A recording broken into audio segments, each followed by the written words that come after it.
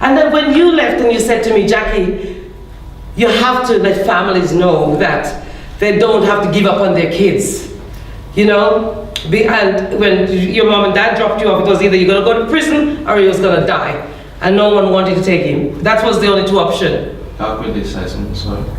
Yeah, of course. Yeah. So like the reason why I come here and I commit to be an inspirational speaker in the future is because I see so many pain in people's eyes, and like I suffer from a lot of pain, and I wanted to be able to use what I've been taught, the love that Jacqui shared with me. I want to be able to use that love to share with everyone who's been through pain, no matter if it's depression, anxiety, no matter if it's like, I have a little bit of autism, I have ADHD, I got beaten down, I got rejected, I got neglected, I got put down, I got judged, all from my family and friends. Everyone surrounded I surround myself with hated me so much because of who I am. And like, no matter who you are or what you've been through, if you have one leg, one arm, if you've been through divorce, if you've been through court or whatever, you can do anything. Nothing is impossible.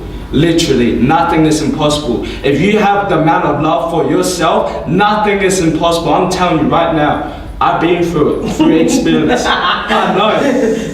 A Jamaican and an Asian is a special occasion. And what's really funny is because when I would speak to Eugene about love in the beginning, he said everyone that told him they loved him hurt him. And so he hadn't got the distinction of what love truly is. And and for me, as I live my life and I've known all my life that love is our highest and greatest emotion, a connection to the divine, to God, to the source. We are love, we are pure. At love, we're at our purest. And that's when our truth flows from us. And that's when we really become our best self, if we embody ourselves in love, and we will start to see and feel connected to everyone.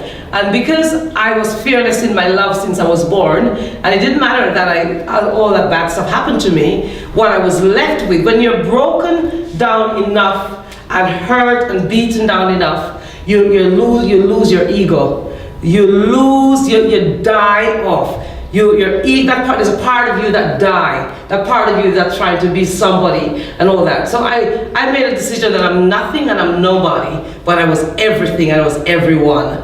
And because I'm every man, every woman, I'm every being, I was able to see myself in everyone, and I was able to honor each and every individual person as their highest and best self. And that's what I do. I bring out the best in everyone. And because there are some divine gifts that I've been given as a child, with my ability to see energy and also to work with shifting blockages, I just have this amazing gift. It's always been with me. I started to use it a lot, and I've used it to help a lot of people without even telling them. And now I really actively think I want to teach others the work that I do, because it's nice to pass this on, because they can then go out and help others. And it's all about paying it forward, because that is really, really important for us. We need to break out of that me mentality, small me personality, and become the one that is bigger and more expansive, and reach out to others, because we can make a difference.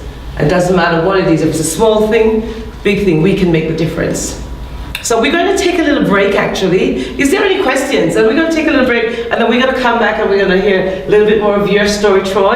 And then I'm just going to do another little half an hour maybe or so, and take you guys back home in spirit, and then we're finishing up, So any questions, guys? So I just want to ask you one question though, just a question. If you could do something that could change not just your life, others, what would you do? If you genuinely could help, if you could take yourself to another level, take yourself. First you take yourself, and then you try and help somebody else. What would you do differently from what you're doing right now? Because a lot of times the reason why we're stuck is because we're just so caught up in the head stuff. The minute you thought, how can I be my best self? And then if I can be my best, is there anyone I can help? So when you come from a place of service as well, you find that if it's a nice place, you can give back It doesn't have to be much. Sometimes you could help a lady cross the street. Sometimes you might just go to your neighbor and say, let me babysit for you, and I don't want any money. I'm teaching you guys about an open-hearted way of living. If you want to be a happy person, you want to come back home to your heart. You want to feel connected to life. You have to stop being selfish and self-centered, self-absorbed and obnoxious. Okay? You've got to start realizing you with your judgment and your negativity, and you're so full of comparison and swearing and putting this one down and that one down. Every negative thing you say about another being, you are saying it about yourself. Okay? That's where it's coming from. It's about you. It's you being disconnected from you. And so when we come back, I'm going to do an exercise to help you work through that and take yourself back in yourself so that you can forgive that part of you that is negative, so that you can come home fully to you and be fabulous and in love with you.